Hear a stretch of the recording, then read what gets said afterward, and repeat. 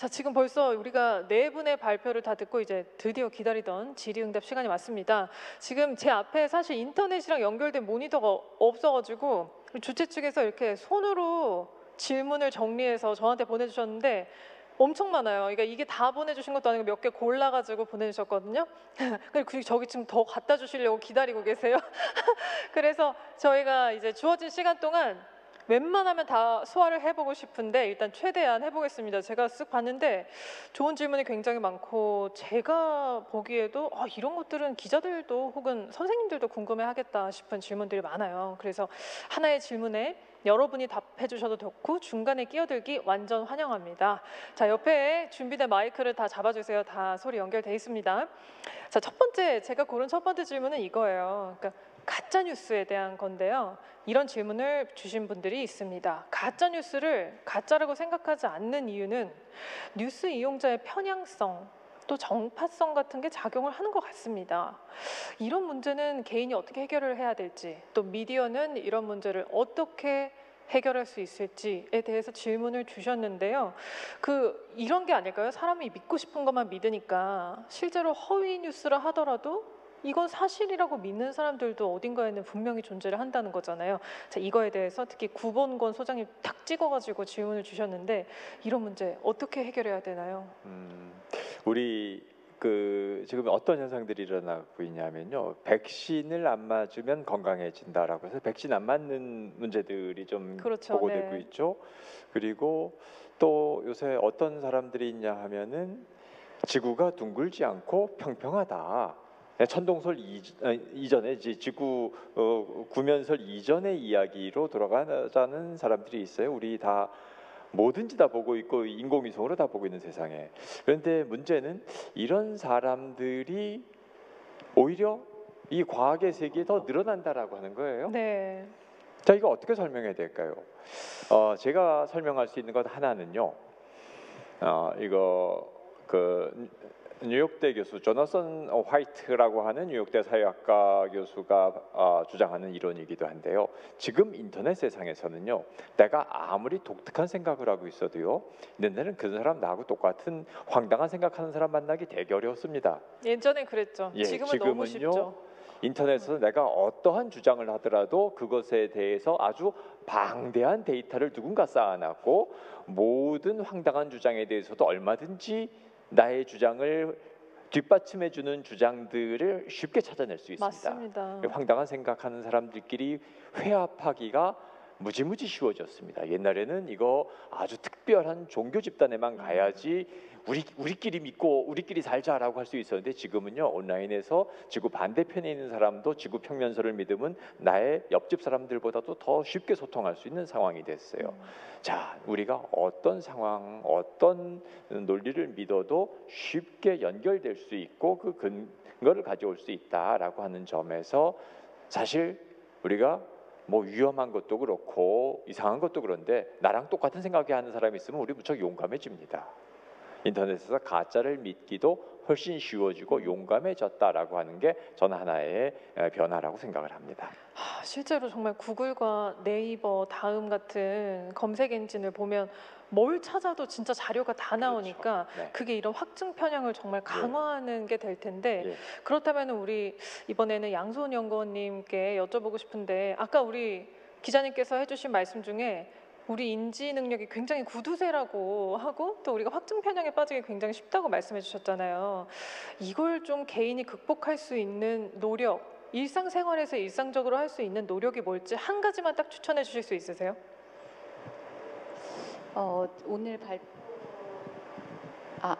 오늘 발표에 제가 꽂혀 있다 보니까 네. 계속 의심하고 맞아요. 멈춰서- 따져보고 검색하고. 네, 그래서 일단 다양한 의견들이 있을 수 있다는 걸 항상 염두에 두고 의심하고 약간 멈춰서 생각해 보는 게 필요하지 않을까 생각이 들고요. 그렇게 가짜 뉴스에 자기가 현혹될 수 있다는 거를 심각성을 인지하는 것 그거 자체가 되게 중요한 것 같습니다. 아까 말씀해 주신 것 중에 이제 수직적, 수평적 읽기 말씀해 주셨는데 한 홈페이지에 들어가서 이것만 보지 말고 새 창을 열어서 찾아보는 것도 중요하다고 하셨잖아요. 이게 실제로 그런 가짜뉴스에 빠질 수 있는 상황을 좀 고치는 데 도움이 되나요? 그게 이제 굉장히 도움이 된다고 지금 얘기가 되고 있고요. 왜냐하면 이제 팩트 체크 이제 그 전문가들도 그렇게 다양한 정보로부터 사실을 검증해 나가는 그 과정을 가장 강조하고 있기 때문에 일반 그 정보 수용자들의 입장에서도 그 다양한 정보를 찾아 나가는 노력을 해보는 것이 중요할 것 같습니다. 네, 한 가지 페이지만 보지 마시고 항상 옆에 다른 창을 띄워서 여러 가지를 검색해 제가 보시는 습관을 들여보십시오. 부가적으로 하나 더 말씀을 드리면 네. 뭐 생활 속에 어떤 그 편향성을 제거하는 방법 중에 하나가 그 로그인을 하지 않고 뉴스를 소비해 보는 겁니다. 저희가 SNS나 이런 쪽에서 많은 뉴스가 소통이 되고 있는데 어떻게 보면 여기는 그 기존에 제가 봤던 뉴스들에 대한 편향성을 더 강화시키는 추천이라는 뉴스를 추천하는 알고리즘이 작동을 하고 있습니다. 그렇죠. 그래서 어떻게 보면 그 개인의 어떤 그 문제에 대한 인식 자체의 평양성을 더 강화시키고 여기에는 어떤 기업의 이윤의 목적에 의해서 그 알고리즘이 작동하고 있기 때문에 저희가 뉴스나 어떤 사실을 확인하고자 할 때는 로그온을 하지 않고 로그 오프 상태에서 적극적으로 추천이 아닌 검색을 통해서 다양한 정보를 접근하고자 하는 생활 속의 작은 노력들이 어떻게 보면 편향성을 제거하는 데 큰 도움이 되지 않을까라고 생각을 합니다. 네. 우리도 모르는 사이에 AI에 의존을 하는 부분이 굉장히 많은데 특히 뉴스가 좀 그런 것 같아요. 여러분들도 염두에 한번 더 보시면 좋겠습니다. 자, 또 다른 질문으로 넘어가 보고 싶은데요. 이거는 정말 현직 기자들이 반드시 답을 해야 될 것 같아서 역시 구봉건 기자님께 먼저 질문을 드려보겠습니다. 코로나19 상황에서 의사와 같은 여러 전문가들이 개인적 의견을 소셜미디어에 올립니다. 신문에서 또 이런 의견을 기사화하는 경우가 많은데 윤리적으로 문제가 되는 경우가 있는 것 같아요. 이런 SNS 정보를 기사화했는데 이게 허위 정보인 경우 언론은 이런 부분에 어떻게 책임을 져야 할까요? 아마 이 질문에는 기자들이 왜 남의 페이스북 보고 기사를 쓰냐 이런 항의도 약간 담겨 있는 것 같은데요. 기자님 좀 어떻게 보십니까? 예, 이건 되게 언론의 본질에 관련된 문제인데요. 언론은 지금 누가 아무개 말을 했다라고 해서 그거를 시장에 있는 말을 갖다가 옮기는 게 언론의 역할이 아닙니다. 우리 그 춘추필법이라고 하죠. 시시비비를 가린다 그러는 건데요. 옳은 것은 옳다고 말을 하는 것이고 틀린 건 틀렸다라고 말을 하는 거. 언론이 해야 되는 일은 지금 언론이 하는 일이 왜 이런 질문이 나왔냐면요. 언론이 가장 충격, 경악, 허걱 반응이 나오는 걸 갖다가 전달하는 거예요. 왜 그러면은 페이지 뷰가 올라가고 사람들이 많이 이걸 보니까 네. 바로 낚시죠. 언론이 그걸 하고 있습니다. 자, 아무개가 SNS에서 어떤 말을 했다. 이게 정말로 그 사람이 그 문제에 대해서 가장 정통한 사람이고 우리 사회의 공론에 해당해서 중요한 논점이라서 전달한다면 말이 돼요. 하지만 이 사람이 유명하고 이 사람이 말을 하면 사람들이 재밌어 하니까 그 말을 그대로 전달한다. 이거는 사실 언론이 그걸 포기한 겁니다. 네. 페이지 뷰와 이 클릭을 올리기 위해서 가고 있는 상업적인 활동. 자, 근데 이제 이게 왜 중단되지 않느냐? 네. 우리 인지적 본능상 제한된 주의력을 뭔가 할당을 해야 되는데 재미난 것에 할당하게 돼요. 저도 그렇거든요. 제한된 시간을 보면 충격, 허걱, 이것에 반응이 나오는 것에 눌러보게 우리는 인지가 그렇게 적응이 돼 있는 겁니다. 다만 이대로 살게 되면은 우리는 어리석어지고 우리 사회는 퇴보하게 되기 때문에 언론은 우리 사회에서 진짜로 중요한 이슈들을 중요하다라고 판단해서 이것이 이 뉴스의 가치가 있는가라고 하는 것을 언론이 판단하고 더욱이 그리고 지금 사회자님께서 말씀하신 것처럼 사실이 아닌 거를 그대로 전달하는 거 물론 그 사람이 그 말을 했습니다라고 전달하는 건 팩트긴 하지만 네. 언론은 그렇게 황당한 말을 그대로 옮기는 게 아니라 그 말이 모든 사람들이 알아야 할 만한 가치가 있는 거다. 사회적 중요성이 있다라고 하는 것을 스스로 검증해서 전달하는 겁니다. 그래서 사실 많은 언론 연구가 있지만은 외국의 중요한 권위 있는 언론들은요 따옴표 저널리즘이라고 하는 거 거의 쓰지 않습니다. 제목에서. 근데 우리나라는 그게 가장 심해지고 선거 때가 되면은 사실은 더 심해져요. 그렇습니다. 아무니까 이런 말을 했다라고 네. 그냥 계속 전달하는 그 질문하신 분께서 지적하신 말씀이 맞습니다. 그걸 언론이 해야 되는데 못하기 때문에 언론에 대해서 지금 상당히 모멸적인 수식어들이 지금 만들어지고 있는 겁니다. 책임을 통감합니다. 네. 저도 책임을 통감합니다.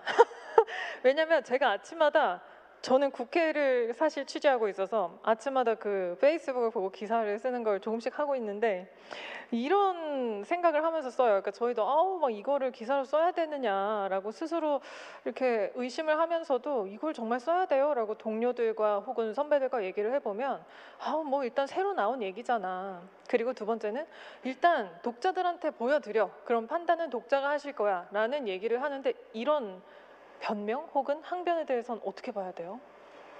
예, 독자가 판단하게 하자. 일단 우리는 드리자 이런 어, 주장에 대해서. 뉴욕타임즈의 그 날마다 인쇄되고 있는 모토가 있습니다. 네. 보도될 만한 가치가 있는 것을 우리는 보도한다. 예. 뉴스로서의 가치가 있느냐를 판단하는 거는 사실 이제 그게 언론의 역할입니다. 네. 자, 그거 페이지 뷰 많이 나와. 그거 사람들이 관심 있잖아. 라고 해서 보도하는 것은 그거는 사실은 언론의 기능이 아니라 그 장사를 위한 기능인 거죠. 그렇죠. 그런데 이제 우리가 이 언론 옛날 이제 방송이니까 옛날에는 이제 시청률을 방송이 더 신경을 썼기 때문에 이 언론은 신문은 시청률을 몰랐기 때문에 신문은 네. 더 장기적인 보도를 할 수 있었습니다. 방송은 바로 그 피드백이 오기 때문에 방송은 대단히 수용자 민감한 보도를 하게 됐는데 지금은 우리가 이제 제가 말씀드린 것 같은 언론의 본질적인 역할을 중요하다라고 생각하더라도 독자들의 피드백을 인터넷으로 그 페이지 뷰가 이거 올라가잖아라고 하는 걸 바로 보면서 언론이 이런 상업적인 환경에 스스로를 팔고 있는 거죠. 이게 대단히 언론의 위기 상황인 겁니다. 뉴스를 가지고 장사를 해서는 안 된다는 그런 말씀으로 이해할 수 있을 것 같습니다. 자, 다음으로는 이제 교육에 대해서 조금 얘기를 해볼까 해요. 이 질문은 양소은 이제 연구원님과 이성철 선생님께 좀 드리고 싶은데요. 쉽지 않은 질문들이 좀 도착해 있습니다. 일단은 첫 번째. 팩트체크 교육과 미디어 교육의 관계가 궁금합니다. 자, 미디어 리터러시 교육 지금 이성철 선생님도 학교에서 많이 하고 계신다고 하셨잖아요. 근데 이 미디어 리터러시 교육이 팩트체크 교육이 전부는 아닌데 그렇다면 이 팩트체크 교육이 전부가 아니라 미디어 리터러시 교육엔 또 뭐가 있을 수 있을지, 또 뉴스 생산자와 이용자 사이에서 이런 교육이 어떻게 이루어져야 될지를 좀 물어보셨습니다. 일단 이성철 선생님께 먼저 여쭤볼게요. 아까 여러 가지 툴을 사용해서 가짜 뉴스를 판별하는 법이라든지 뉴스를 제대로 읽는 법을 교육한다고 하셨는데 팩트체크 교육 어떻게 하고 계신지, 그거 외에도 다른 교육을 하고 계신 게 있는지 궁금합니다. 네. 미디어 리터러시의 범위가 굉장히 포괄적이라고 생각을 하고요. 그 중에 한 부분에서 이 팩트 체크 또는 뉴스 리터러시 교육이 의미가 있다고 생각을 합니다. 미디어 리터러시 교육에 굉장히 그 여러 가지 핵심적인 영역들이 있는데 그 중에서 뭐 이해하거나 또 평가하거나 또 반성하거나 이러한 것들은 어떤 미디어 리터러시 영역에서 굉장히 중요한 핵심적인 요소라고 할 수 있겠습니다. 팩트 체크의 교육에 있어서는 어떤 정보의 신뢰성을 판단하고 또 그 정보를 올바르게 이용할 수 있다라는 점에서 이 미디어 리터러시에 굉장히 중핵의 역할을 한다고 보는데요. 하지만 이 팩트 체크 교육이라는 것은 여러 개의 학습자들의 그 삶을 둘러싼 여러 미디어 중에서 어떤 뉴스라든지 또는 그 SNS에서 올라오고 있는 그런 여러 가지 루머들, 확인되지 않은 정보들을 내용으로 한다라는 점에서 미디어 리터러시가 지향하고 있는 굉장히 다양한 매체와 정보들을 모두 포괄하기는 좀 어렵습니다. 뭐 저 같은 경우에는 교실에서 학생들과 영화에 대해서 이야기를 하기도 하고요. 영화, 네. 그리고 뭐 뉴스뿐만 아니라 뭐 학생들이 자주 보는 어떤 뭐 유튜브 채널이라든지 또 광고, 그리고 스마트폰에 깔려져 있는 앱에 대해서 이야기해 보는 것도 되게 좋아요. 그 매년 학생들의 스마트폰에 깔려 있는 앱들이 무엇인지 한번 이렇게 살펴보면요, 매년 달라지더라고요. 그러한 과정 속에서 학생들이 무엇에 관심을 갖고 있고 또 어떤 디지털 기술이나 미디어들을 굉장히 가깝게 생각하는지를 알 수 있습니다. 그래서 그런 것들에 대해서 이야기하는 것들도 상당히 좋은 미디어 교육이라고 생각합니다. 그렇네요. 그러니까 미디어가 뉴스만 있는 게 아니라 정말 다양한 콘텐츠를 포괄을 하게 되고 요즘엔 또 그 범위가 굉장히 넓어지니까 어떤 걸 선택하고 그걸 어떻게 해석해야 될지도 분명 미디어 리터러시 교육에 포함이 되는 것 같습니다. 우리 양연구원님은 좀 어떠세요? 뉴스 외에도 우리가 정말 제대로 해석해야 될 것들이 진짜 많아지고 있잖아요. 네, 저도 이정철 선생님의 의견에 동의하는데요.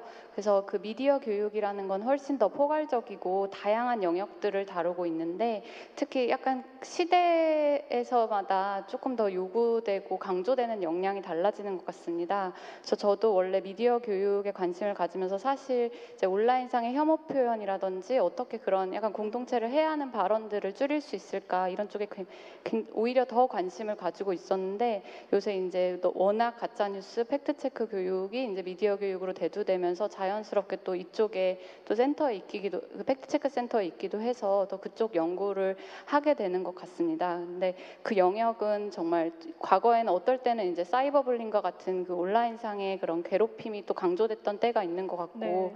뭔가 그 시대에 맞춰서 뭐 어떤 그게 강조되는 계기가 있을 것 같기도 하고 사회적 분위기도 있고 해서 그때마다 조금씩 강조되는 분위기가 다른 것 같고 지금은 이제 팩트체크 교육으로 인해서 오히려 많은 사람들이 미디어 교육에 관심을 갖게 되고 또 미디어 리터러시, 뉴스 리터러시에 관심을 갖게 된 게 전 되게 반가운 것 같고요. 하지만 정말 다른 뭐 프라이버시라든지 정말 혐오 표현이라든지 다양한 영역들이 매우 중요하게 정말 디지털 시민으로서 시민들이 살아갈 수 있도록 중요한 미디어 교육 영역들이 다양하게 많은 것 같습니다. 다른 곳에도 다 관심이 이렇게 많이 있어야 된다는 생각을 갖고 있습니다. 네, 미디어 교육이 진짜 이 미디어의 변화, 사회의 변화에 발맞춰 가야 되는 것 같아요. 자, 계속해서 우리가 시간이 별로 없는데 질문이 너무 많이 남아가지고 이 중에 제가 뭘 취사 선택해야 될지 아주 갈등이 되는데요. 우리 KBS의 정한진 팀장님을 또 콕 집어가지고 질문을 해주신 분들이 있습니다. 데이터 저널리즘 관련인데요. 곤란한 질문과 보통 질문이 있어서 보통 질문부터 드릴게요. 보통 질문. 자, KBS에서는 기자들에게 데이터 활용 기사 작성 교육을 하고 계신지, 또 통계 결과를 활용하는 기사의 경우에 따로 팩트 체크를 좀 해주시는지 궁금합니다라고 질문을 주셨습니다. 자, 현직 기자들이 이런 데이터 저널리즘 교육을 받는지 궁금해하시는 분 같아요. 자, 어떻게 하고 있나요? 네, 오히려 사실은 그 KBS에서는 잘 하질 못하고 있고요. 언론진흥재단을 통해서 더 많이 하고 있습니다. 세상에 재단 그래서 감사합니다. 네, KBS에서 만약에 필요하시면 언론진흥재단으로 오십시오.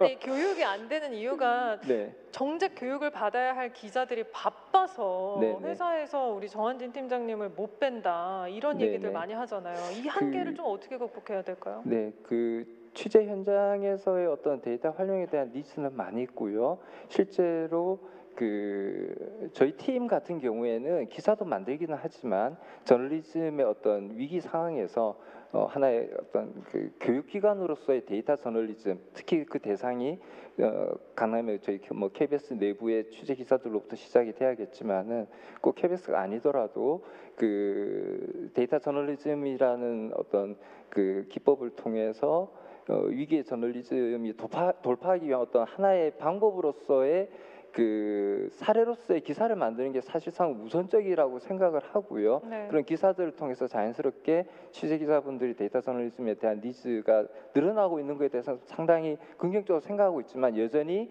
그 언론 현장에서의 교육이 이루어지기 위해서는 너무나도 빡빡한 일정들, 하루에 다뤄야 되는 그 기사의 내용들, 그리고 늘어난 매체로 인해서 또 취재 기자가 대응해야 되는 여러 가지 일들이 늘어남으로 인해서 어려운 부분들이 많이 있습니다. 그래서 그럼에도 불구하고 위기의 저널리즘이 살아남기 위해서 여러 가지 방법에 대한 기자들의 재교육, 어떻게 보면은 그 재교육보다 더 중요한 부분은 그 독자들이 원하는 뉴스의 형식이 달라지고 있다. 아까도 얘기 드렸지만은 그 독자들이 가짜 뉴스라고 칭하는 거는 적어도 뉴스 정보가 아니라 가짜 뉴스라고 칭하는 그 뉴스에 대한 니즈가 있습니다. 네. 그리고 그 니즈에다가 그 뉴스의 형식을 취하면서 가짜스럽게 가는 부분이거든요. 그만큼 그 독자들이 변화된 형식의 어떤 그 뉴스의 형태를 요구를 하고 있고 거기에 부합하기 위해서는 취재 기자들이 적극적으로 자기 개발 혹은 새로운 니즈에 대한 그 뉴스의 형식에 대한 고민들이 좀 같이 나누어졌으면 또 그런 자리에서 제가 또 그 어떤 하나의 사례로서 말씀드릴 수 있다라고 하면은 좋은 결과로 이어지지 않을까라고 생각을 합니다. 네, 아마 우리 한겨레에서 오신 고봉건 기자님도 동의하시겠지만, 근데 기자들이 아마 기회만 주어지면 진짜로 이런 교육을 받고 싶어 할 거예요. 그만큼 이제 대중의 수요도 높아지고 그런 깊이 있는 기사를 제공하고 싶은 기자들의 그런 수요도 참 많아지는 것 같아요. 자, 그럼 아까 예고한 대로 곤란한 질문. 자, 데이터를 잘못 해석해서 뉴스를 잘못 쓴 아찔한 경험이 있으신가요? 혹은 실수를 할 뻔한 경험이 있으신가요? 실제로 가장 어려운 부분이 분석적인 부분보다는 데이터 자체에 대한 이해가 부족해서 발생했던 경우가 있습니다. 아까 사례로 말씀드렸던 것 중에 사실 이제 제가 그 어떤 빅데이터에 대한 부분에 대해서 자신감을 가지고 많은 데이터를 처리하는 그런 과정들을 가져갔었는데 실제로 제가 2012년도에 그 대통령 선거 당시에 6개월 그러니까 12월 19일 날 그 대통령 선거가 있기 6개월 전부터 온라인상의 어떤 SNS를 통해서 여론의 향배를 추적을 해왔었고요. 그러던 와중에 어떤 시점이 지나고 나면서부터 특정 후보에 대한 어떤 그 선호도 지수가 상당히 높게 나타나더라고요. 그 당시에는 알지를 못해서 그냥 이게 여론이구나, 여론이 이렇게 변하고 있구나 이렇게 생각을 했었는데 바로 이듬해 3월달에 그 뉴스타파를 통해서 어떤 그 여론의 조작이 이루어지고 있었다는 부분을 확인을 하고 이 데이터에 대한 부분을 믿고 가는 부분이 아니다라는 부분을 네. 절실하게 느꼈고 그래서 2018년도에 다시 한번 2012년도에 그 데이터를 들여다보면서 다시 한번 어떤 부분에 있어서 내가 잘못했으며 우리가 기사화하는 데 있어서 어떤 잘못된 부분들이 있었는가에 대해서 다시 한번 돌이켜보는 계기가 있었습니다. 네, 저희가 마지막 질문을 이제 드리고 싶은데 사실은 마무리를 해야 되는데 이 유튜브로 댓글을 보내주신 분 중에 이거는 정말 답을 해드려야 될 것 같아서 실질적인 도움이 될 만한 댓글입니다. 이성철 선생님께 자 이런 교육에 대해서 학생들의 흥미를 특히 온라인을 통해서 교육할 때 학생들의 흥미를 유발시키고 참여도를 높이는 방법은 무엇일까요? 아마 선생님께서 보내주신 것 같아요. 예, 제 사례는 아닙니다만 어떤 선생님께서는 이런다고 그러시더라고요. 자, 오늘 사회의 수업은 세계 여러 나라 사람들의 삶의 모습에 알아봅시다. 이러면서 수업 때 중간중간마다 박수를 치는데 박수, 예. 수업 끝날 때 자, 지금부터 10초 안에 선생님이 박수를 몇 번 쳤는지를 채팅창에 써주세요. 네, 이렇게 해서 학생들이 계속해서 그 수업을 듣지 않으면 안 되게끔 하는 방법도 있었고요. 네. 그다음에 또 어떤 선생님 같은 경우에는 한 10시 17분 이렇게 해서 시계 알람을 맞춰놓는 거예요. 그래서 온라인 수업을 하다가 10시 17분이 되면 알람이 울리는 거죠. 수업 끝날 때 알람이 울린 시각을 써주세요. 네, 이렇게 해서 어떻게든 방법을 네, 이런 동원해서 방법도 아이들이 못 있었다고 떠나도록 하더라고요. 네, 정말 기상천외한 방법이라고 생각이 들었는데요.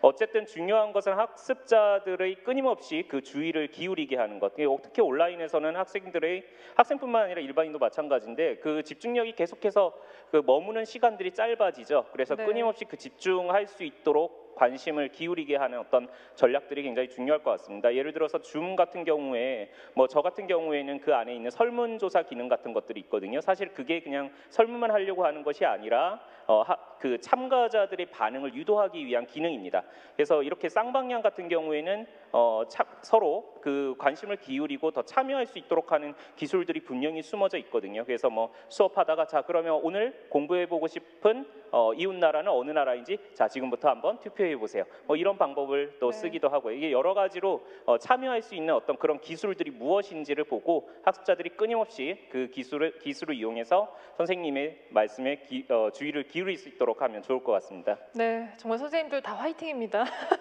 네, 이것으로 세션 6을 마치겠습니다. 지금 못다한 질문들이 참 많아서 아쉬운데 이거는 이제 앞서 발표해주신 연사분들의 발표 내용에 어느 정도 답이 녹아 있을 수도 있다고 생각해요. 다시 한번 고민을 해보시면 좋겠고요. 오늘 발표해주신 여러분 모두 감사합니다. 저희는 잠시 뒤에 특별 강연 시간에 찾아뵙겠습니다. 고맙습니다.